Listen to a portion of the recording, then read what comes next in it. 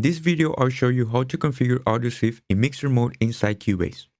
The first step is to select the DAW that we're going to work with. Launch AudioSwift before launching Cubase. Go to Preferences, and then click the Mixer tab. AudioSwift creates 3 virtual MIDI ports. In mixer mode, AudioSwift 1 or port 1 is used for your primary DAW. AudioSwift 2 or port 2 is for your secondary DAW in case you work with another one like Pro Tools. AudioSwift 3 is only used with the rest of the controller modes. In this case, we are only working with Cubase, so we are going to select it as our primary DAW on port 1. Close the window. The second step is to tell Cubase that we want to use AudioSwift as a control surface. Open Cubase and go to Studio, Studio Setup. Then click the plus sign to add a new device and select Mackie Control. On MIDI input, select AudioSwift 1 if Cubase is going to be your primary DAW. If it is not, select AudioSwift 2 instead. Assign the MIDI output port to be the same as the input. Down, make sure Enable Auto Select is unchecked. Before hitting OK, go to MIDI port setup, and under the column in all MIDI inputs, unselect ports AudioSwift 1 and AudioSwift 2. Now click OK. Everything is set up.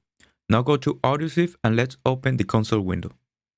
I'm going to click the star so the window will always be on top.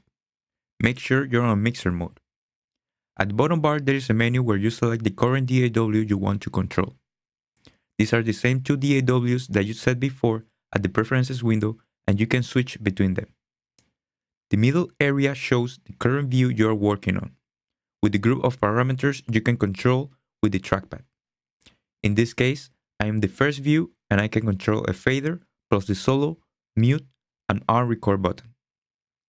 To learn the sound over the trackpad, let's open the trackpad window. In this utility window, we'll see where are our fingers, and we can know the size of each sound in our trackpad.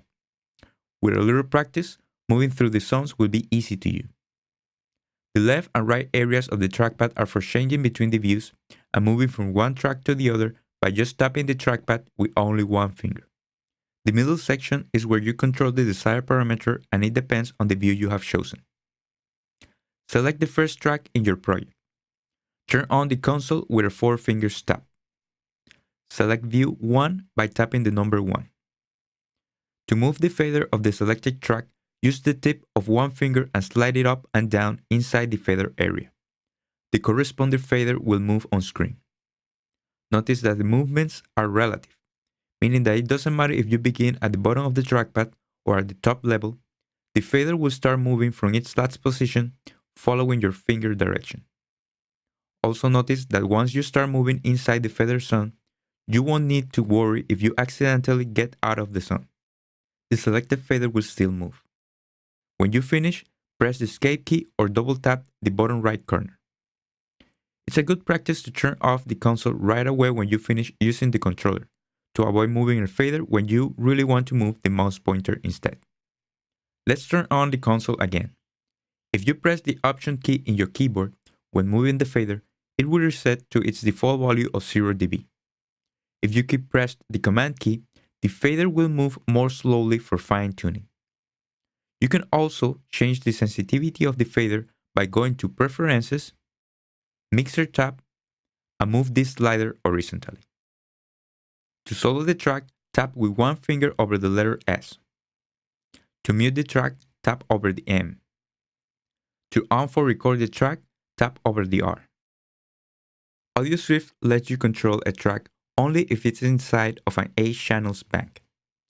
The 8 lines below the tracks show where the bank is. Now it is from channel 1 to 8. You can click with the mouse pointer any track inside the bank and AudioSwift will focus on that track. This is important to know because you could click a track without noticing if it's inside the bank or not, and start moving another channel instead. So to make sure you're controlling the right track, with the console on, tap over the left and right triangles to jump one track at a time. Once you get to the last or first channel of the current bank, Move the bank to the next 8 channels group by tapping over the triangles while pressing the Ctrl key. From there, you can continue tapping the triangles again to move one track at a time. Let's see another views. Turn on the console and tap over view number 2. You now have access to the fader plus the panning. Move up your finger inside the panning zone and the knob will turn to the right. Move down and it will turn to the left. Now tap over the number 3. View 3 lets you move 2 tracks at the same time. I tend to use my index and ring fingers for this. Tap over the left and right triangles and it will jump to the next 2 tracks. Press the Option key and the fader will be set to 0 dB. Press the Command key for fine-tuning. An important note: when jumping to the next tracks inside the bank, once you get to the last channel of the bank, the left fader zone of the trackpad will control the selected fader, but the right fader zone won't control the next track because it's outside the bank. If you try so, it will control the master fader instead. You first need to move the bank to the next 8 channels by tapping over the triangles while pressing the Ctrl key, and then move the faders. I have shown you the first 3 basic views in mixer mode. There are 3 more. View 4 is for the sends, View 5 for the master fader, and View 6 for the jog wheel.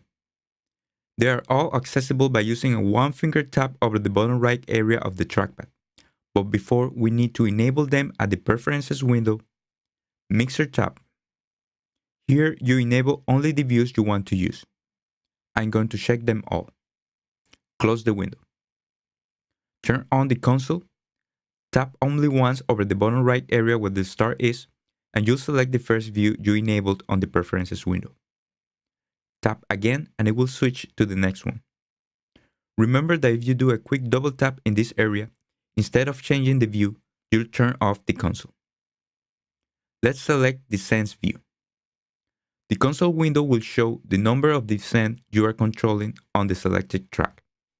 Move your finger over this zone to set the level of the send. Press the Command key for fine-tuning. Press the Option key while moving and the fader will be set to its default value. The on and off button is not available in Cubase. To move to another send, tap over the up and down triangles. Tap over the right and left triangles to go to the next track and set its sends levels. Tap over the bottom right zone again to switch to the master fader view. This lets you control directly the master fader. Press the Option key and it will move to 0 dB. Tap one more time the bottom right area and you'll change to the jog wheel. With only one finger, start moving in circles around the center of the trackpad. The playhead will move through the timeline. Press one time the S key in your keyboard and the playhead will move more smoothly. You can start moving your finger anywhere inside the middle area of the trackpad, as long as the movements are in circles around the center. If you don't lift the finger, you can even go outside the middle area and it's still going to work. It's time to talk about the transport controls. In AudioSwift, there are several keyboard shortcuts that are used for transport control when the console is on or when the console is the key window on screen. You can either use them, or if you prefer, you can use the regular transport shortcuts in your DAW and then turn on the console for controlling the faders, panning, and so on. Like in your DAW, to play the music, use the spacebar. Press it again and the playhead will pause. The letters from W to T in your keyboard are for the rest of transport controls. W is the stop button. E is another play button. The R is the record button. T is for enable the cycle mode. The rewind and fast forward controls are not supported in AudioSwift with Cubase. If you have a MacBook Pro with Touch Bar, you will also see the transport controls displayed on it. It's good to mention that once you have configured the mixer mode in your DAW, both Touch Bar and keyboard transport controls are also accessible when you're working on the trigger, scale, and XY controller modes. With AudioSwift, you can automate the faders, panning, and the sends. Hit the play button and start moving a fader. You can even automate 2 faders at the same time. That's all for this tutorial. Please watch the rest of videos on how to use AudioSwift in other controller modes. Thanks for watching.